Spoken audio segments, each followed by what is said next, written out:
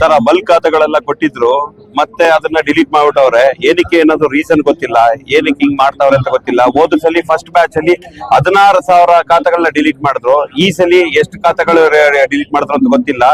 ಅದು ಲೀಗಲ್ ಆಗಿ ಹೋಗಿ ಬ್ಯಾಂಕ್ ಲೋನ್ ಎಲ್ಲ ತಗೊಂಡ್ ಬಂದೆಯೋ, ಈಗ ಇನ್ನೇನ್ ರಿಜಿಸ್ಟರ್ ಮಾಡೋ ಟೈಮಲ್ಲಿ ಯಾರ್ದು ಖಾತೆಗಳು ಬಲ್ಕ್ ಖಾತಾ ಇಲ್ಲ, ಫ್ಲಾಟ್ ಖಾತೆಗಳು ಹೇಳ್ತಾ ಇರೋದು. ಅದು ಕೊಡ್ತಾ ಇರೋದೇ ಬಿ ಖಾತಾ.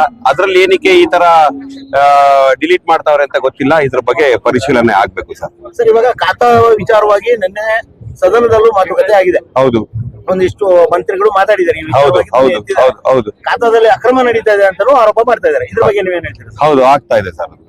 ಅಂದಾಜು ನಿಮ್ಮ ಪ್ರಕಾರ ನೀವು ಕೊಟ್ಟಿರೋದು ಎಷ್ಟು ಅಥವಾ ಆಗಿರೋದು ಸರ್? ನಾವ್ ಏನೋ ಒಂದು ಕೊಟ್ಟು ಅಮೌಂಟ್ ಮಾಡ್ದೋ, ಈಗ ಖಾತಾನೇ ಇಲ್ಲ ಒಟ್ನಲ್ಲಿ. ಆಯ್ತಾ, ಅಲ್ಲಿ ದುಡ್ಡು ಹೋಯ್ತು, ಈ ಕಡೆ ಖಾತಾನು ಹೋಯ್ತು. ಅಂದ್ರೆ ನಿಮ್ ಖಾತಾನು ಬಂದಿಲ್ಲ? ಖಾತಾ ಹೋಯ್ತು, ಇದ್ದಿದ್ದ ಖಾತಾ ಈಗ ರಿಜಿಸ್ಟ್ರೇಷನ್ ಆಗ್ತಾ ಇಲ್ಲ. ಓಕೆ ಸರ್, ಇವಾಗ ಖಾತಾ ಅನ್ನೋದು ಒಂದು ನಿಮ್ಮ ಜಾಗದ ಸೆಕ್ಯೂರಿಟಿ ಬೇಕು. ಹೌದು, ಹೌದು. ಅದನ್ನ ಸರ್ಕಾರ ಸುಲಭವಾಗಿ ಮಾಡ್ಕೊಡ್ಬೇಕು. ಅದೇನು ಪ್ರಮಾಣದ ಅಮೌಂಟ್ ಇದೆಯೋ ಅದನ್ನ ಕಟ್ಟೋದು ಕರೆಕ್ಟ್, ಒಬ್ಬ ಸಾರ್ವಜನಿಕನ ಧರ್ಮ. ಹೌದು. ಇದ್ರಲ್ಲಿ ಯಾಕೆ ಇಷ್ಟೊಂದು ತಾರತಮ್ಯ ಮಾಡ್ತಾರೆ, ಮತ್ತೆ ಯಾಕೆ ಇಷ್ಟೊಂದು ಡಿಲೇ ಆಗ್ತದೆ? ಏನು ಫಸ್ಟ್ ಆಫ್ ಆಲ್ ಅವ್ರು ಏನ್ ಹೇಳಿದ್ರು, ಸರ್ವರ್ ಪ್ರಾಬ್ಲಮ್ ಅಂತ ಹೇಳ್ತಾರೆ. ಕಾದು 9 ತಿಂಗಳಿಂದ ಕಾಯ್ತಾ ಇದೀವಿ. ಅದಾದ್ಮೇಲೆಯೂ ಬಂದ್ಮೇಲೆ ಖಾತಾ ಇದೇನಾಯ್ತು ಮತ್ತೆ ಡಿಲೀಟ್ ಮಾಡ್ತಾರೆ. ಬಟ್ ಖಾತಾ ಕೊಟ್ಟಿದ್ದೇನಕ್ಕೆ, ಡಿಲೀಟ್ ಮಾಡೋದೇನಕ್ಕೆ ಅನ್ನೋದು ಅರ್ಥ ಆಗ್ತಾ ಇಲ್ಲ. ಆಯ್ತಾ, ಮ್ಯಾನ್ಯುಯಲ್ ಇದ್ದಾಗ್ಲೇ ಚೆನ್ನಾಗಿತ್ತು, ಎಲ್ಲ ಕೊಡ್ತಾ ಇದ್ರು, ಮಾಡ್ಕೊಂಡು ಹೋಗ್ತಾ ಇತ್ತು. ಈ ಖಾತಾ ಅಂತ ಮಾಡ್ಬಿಟ್ಟು ಫ್ಲಾಟ್ ಕಟ್ಟಿರೋರ್ ಕತೆ ಏನೋ ಅದಾಗತೆ ಆಗೈತೆ. ಇವಾಗ ಈ ವಿಚಾರವಾಗಿ ಅಂದ್ರೆ ಏನು, ಒಂದೇ ಬಿಲ್ಡಿಂಗ್ ಅಲ್ಲಿ ಅಪಾರ್ಟ್ಮೆಂಟ್ ಗಳಲ್ಲಿ ಹೌದು ಇಂಡಿವಿಜುವಲ್ ಖಾತೆಗಳು ಆಗ್ತಾ ಇಲ್ಲ. ಹೌದು, ಹೌದು. ಅದೇ ಪ್ರಾಬ್ಲಮ್ ನೀವು ಫೇಸ್ ಮಾಡಿ. ಕರೆಕ್ಟ್ ಸರ್, ತಮ್ಮ ಹೆಸರು ಸರ್? ಭಾಸ್ಕರ್ ಅಂತ. ಎಲ್ಲಿಂದ ಬರ್ತಾ ಇದ್ದೀರಿ ಸರ್? RR ನಗರ. ಏನ್ ತಾವು? ನಾವು builder. Yes sir, thank you. Sir sir, ಬೆಂಗಳೂರಿಂದ ವಿದ್ಯುತ್ ಗುತ್ತಿಗೆದಾರರ ಈ ಸಮಸ್ಯೆ 4/4/25 ಹೋದ ವರ್ಷದಿಂದ ಇವತ್ತಿಗೆ 11 ತಿಂಗಳಾಯ್ತು. ಈ ಸಮಸ್ಯೆ ಇವತ್ತುವರೆಗೂ ಬಗೆಹರಿದಿಲ್ಲ. ಈ ಯಾವತ್ತೂ ಆದ್ರೂ ಈ ಕರ್ನಾಟಕದಲ್ಲಿ ಕಾಂಗ್ರೆಸ್ ಸರ್ಕಾರ ಬಂದಿದ ತಕ್ಷಣನೇ ಲಾಸ್ಟ್ ಸರ್ ಇನ್ನು 17ರಲ್ಲಿ ಇದೇ ರೀತಿ OC CC ಅಂತ ಹೇಳ್ಬಿಟ್ಟು ಆ ಟೈಮಲ್ಲೂ ತುಂಬಾ ನಾವು ಅನುಭವಿಸಿದ್ವಿ. ಆಮೇಲೆ ಬಿಜೆಪಿ ಸರ್ಕಾರ ಕೋಲಿಷನ್ ಅಲ್ಲಿ ಬಂತು. ಆ ಟೈಮಲ್ಲಿ ಸುನಿಲ್ ಕುಮಾರ್ ಅವರು ರಿವೋಕ್ ಮಾಡಿಕೊಟ್ರು. ಆಗಿದ ತಕ್ಷಣ ಈ ಸರ್ಕಾರ ಬಂದ ತಕ್ಷಣ ಅದು ಯಾವ ಸೂಟ್ ಕೇಸ್ ಮಾಡ್ತಾ ಇದಾರೋ, ಯಾವ ರೀತಿ ಧೋರಣೆ ಮಾಡ್ತಾ ಇದಾರೆ, ಜನರಿಗೆ ಇರೋ ಈ ಸಮಸ್ಯೆ ಇದು ಬಗೆಹರಿಸ್ತಾ ಆಗ್ತಾ ಇಲ್ಲ. ಅಟ್ಲೀಸ್ಟ್ ಈ ಸಾರಿ ಅಂದ್ರೆ 11 ತಿಂಗಳಾಯ್ತು ನೋಡಿ. ನಾನು ಗುತ್ತಿಗೆದಾರ, ನನ್ಗೆ ಇವಾಗ ಎಷ್ಟೊಂದು ಸಂಕಟ ಇದೆ ಅಂದ್ರೆ, ನಾವು ಈ ಒಂದು ಆಫೀಸ್ಗೆ ಒಂದು ಫೈಲ್ ತಗೊಂಡು ಹೋಗಿದ್ದೇ ಇಲ್ಲ. ನಮ್ ಬದುಕು ಹೆಂಗ್ ಕಟ್ಕೋಬೇಕಂತ ಹೇಳಿ ಸರ್ಕಾರಕ್ಕೆ ಸವಾಲು.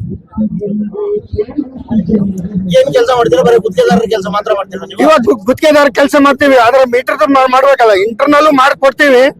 ಅದ್ರಲ್ಲಿ ಎಷ್ಟೊಂದು ಆದಾಯ ಇಲ್ಲ. ಇವಾಗ ಲೇಬರ್ನೇ ಇವಾಗ 1,500 ರೂಪಾಯಿ ಕೊಡ್ಬೇಕು ಒಂದು ವೈರ್ಮನ್ಗೆ, ಅಸಿಸ್ಟೆಂಟ್ ವೈರ್ಮನ್ಗೆ 800 ರೂಪಾಯಿ ಕೊಡ್ಬೇಕು. ಬರೋದ್ರಲ್ಲಿ ನಮ್ ಜೀವನ ಸಾಕಾಗಲ್ಲ. ಈ ಬಡವರ ಪರವಾಗಿ ಸರ್ಕಾರ ಇಲ್ಲ. ಯಾವತ್ತು ಬಂದ್ರು ಇದ್ರ ಮೇಲೆ ಯಾವ್ದ್ಮೇಲೆ ಈ ಬಿಲ್ಡರ್ಸ್ ಮೇಲೆ, ಈ ಸ್ಯಾಂಕ್ಷನ್ ಮೇಲೆ ಇಂಥದ್ದು ಧೋರಣೆಗಳು ಬಂದಿತ್ತು. ಮನೆಗೆ ನೇಮಗಳು ಬಂದು ಇವರು ಅಳವಡಿಸ್ಕೊಂತಾರೆ. ಸುಪ್ರೀಂ ಕೋರ್ಟ್ ಅಂದ್ರೆ ಜನರಿಗೆ ಹುಲಿ ಬಂತು ಅಂತ ಹೇಳಿ ಹೆದರ್ಸೋದು, ಈ ಅಮಾಯಕ ಅಂತ ಹೇಳಿ ಇಂಥ ಧೋರಣೆ ಸರ್ಕಾರ ನಿಲ್ಸ್ಬೇಕು. ಸರ್, ಇವಾಗ ಇಂಧನ ಸಚಿವರು ಅಂತ ಇದ್ದಾರೆ KJ ಜಾರ್ಜ್ ಅವರು, ಅವ್ರು ಭೇಟಿ ಮಾಡುವಂತ ಪ್ರಯತ್ನ ಮಾಡಿದೀರಾ? ಈ ಸಾರಿ ನಮ್ಮ ಅಧ್ಯಕ್ಷರು ಎಲ್ಲಾ ಶಾಸಕರ ಈ ನಮ್ಮ ನಡೆ, ಶಾಸಕರ ನಡೆ ಅಂತ ಹೇಳಿ ಒಂದು ನಾವು ಇದನ್ನು ಕೂಡ ನಡೆಸಿದ್ವಿ, ಮುಹಿಮ್ ಕೂಡ ನಡೆಸಿದ್ವಿ. ಆದ್ರೂ ಕೂಡ ಯಾವನ್ ಮೇಲೆ ಕಿವಿ ಮೇಲೆ ಒಂದು ಇದು ನಡೆದಂಗೆ ಆಯ್ತು.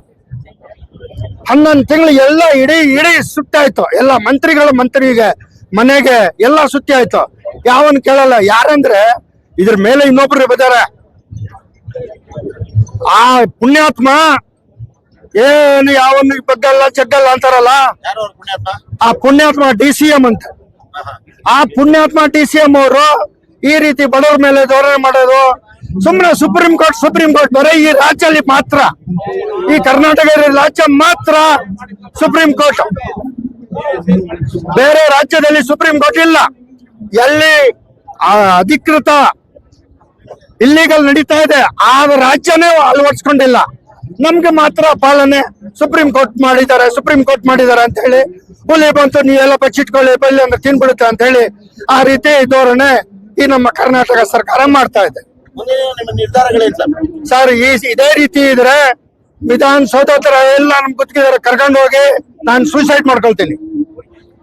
ಅದಕ್ಕೆ ಹೊಣೆಗೆ ಈ ಸರ್ಕಾರನೇ ಹೊಣೆಗಾರಿಕೆ ಆಗುತ್ತೆ. ತಮ್ಮ ಹೆಸರು ಸರ್? ಮುಷ್ತಾಕ್ ಅಲಿ ಖಾನ್, ಬೆಂಗಳೂರು, ಈ ವಿದ್ಯುತ್ ಗುತ್ತಿಗೆದಾರ ಸಂಘ. ಧನ್ಯವಾದಗಳು ಸರ್.